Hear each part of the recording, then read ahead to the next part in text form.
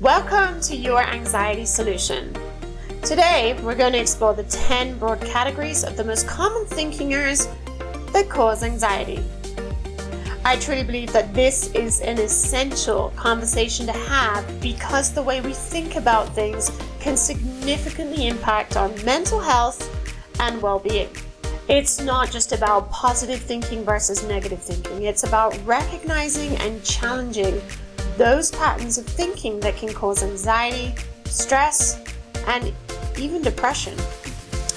I know it can be tough to confront our own thoughts and beliefs, but I promise that by the end of this video, you'll have some valuable tools and strategies to help you overcome your thinking errors. So let's get started on this journey of self-discovery and growth.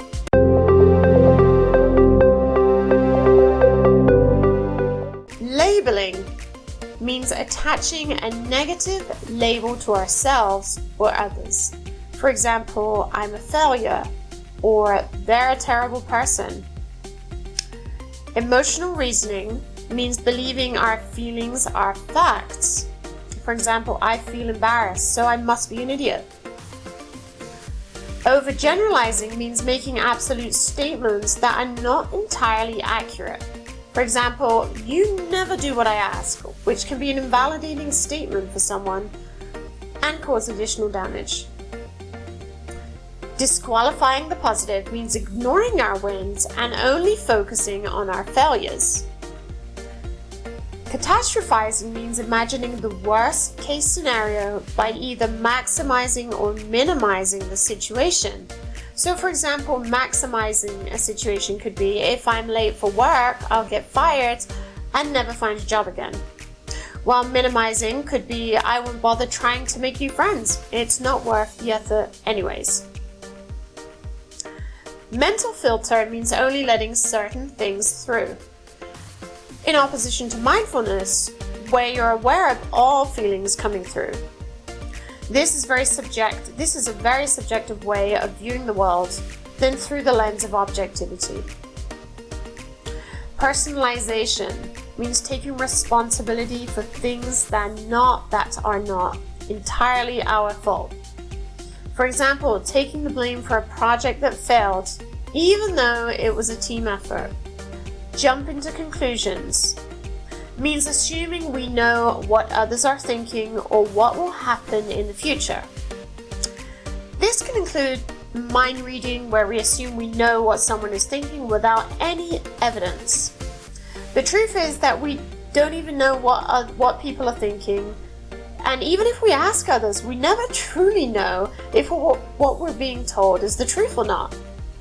Similarly, with fortune telling, we try to predict the outcome of a situation, event, or interaction with someone and decide how we should act or what decision to make in advance.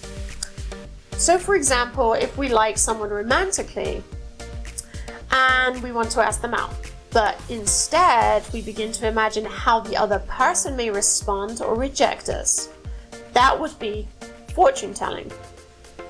The principle behind mind reading and fortune telling is the same. We seek to simplify complex situations and understand them in black and white terms. But life is not always that simple.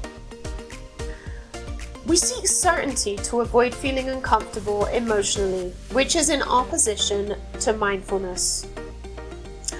Should or must thinking means using words like should or must that create unrealistic expectations and guilt.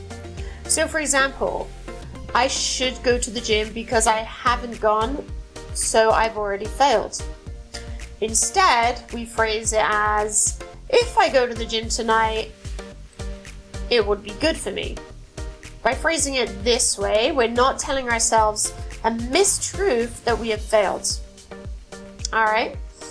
And finally, all or nothing thinking, which means seeing things in black or white terms without any gray areas.